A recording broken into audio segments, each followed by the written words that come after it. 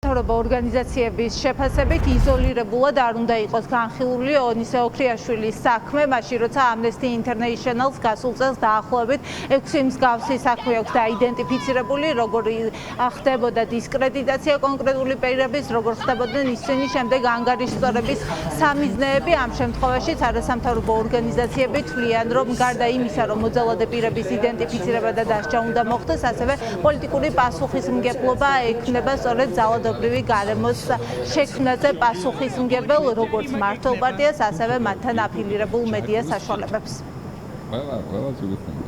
სამწუხაროდ აღნიშნულ ძალადობრივი გარემოს შექმნაში ჩართული ასევე პროსახელისმგებლო მედიები, რომლებიც აქტიურად ქმნიდნენ თავდაპირველად გარემოს, რომ ავრცელებდნენ დეზინფორმაციას აღნიშნული პირის შესახებ, მისი დისკრედიტაციისთვის იყენებდნენ ისეთ ინფორმაციას, რომ იგი ჩართული იყო ანტისამთავრობო აქციებში. შესაბამისად, ამის შემდგომ უკვე შექმნილი ძალადობრივი გარემოდან გამომდინარე უკვე მოხდა ამ ადამიანის ძალადობა. ძალადობის ფაქტი არ არის ერთეული შემთხვევა, ადასტურებს მათ შორის Amnesty International-ის დასკვნად, რომელსაც მინიმუმ 6 ადამიანი ყავს დადგენილი, რომლის მიმართაც თავდაპირველი ძალადობრივი კამპანია დაიწყო პროსახელისმგებლო მედიის საშუალებით, შემდგომში კი უკვე მოხდა ამ ადამიანებზე ფიზიკური ძალადობა. ფუნდამენტურად მნიშვნელოვანია პოლიტიკურ პასუხისმგებლობაზე საუბარი ქართული ოცნებისა და მის მიერ კონტროლირებული პროპაგანდისტული მედია ორგანიზაციების, იმიტომ რომ მთელი ეს კამპანია იმედის და პოსტავის მიერ იყო ნაწარმოები ხელოვნურად, არაუსაფრთხო გარემოს ქმნის აქტივისტებისთვის. ირაკლი ზარქუა მათ პრაქტიკულად გაამართლა ძალადობა ონისეს და სხვა პირების მიმართ, ხო,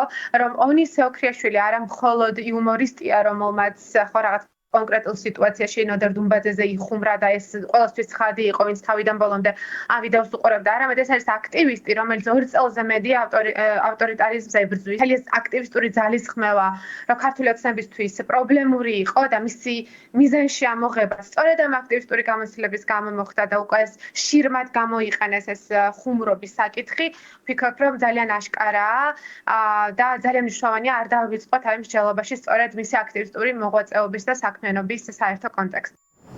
ონისე ოქრიაშვილზე თავდასხმის ფაქტზე დაკავებული არის ერთი პირი, სხვა პირების იდენტიფიცირება მოხდა თუ არა, ან გამოიკითხნენ თუ არა, ამ დრომდე დამატებითი ინფორმაცია საგამოძიებო უწყებას არ გაუცემებია.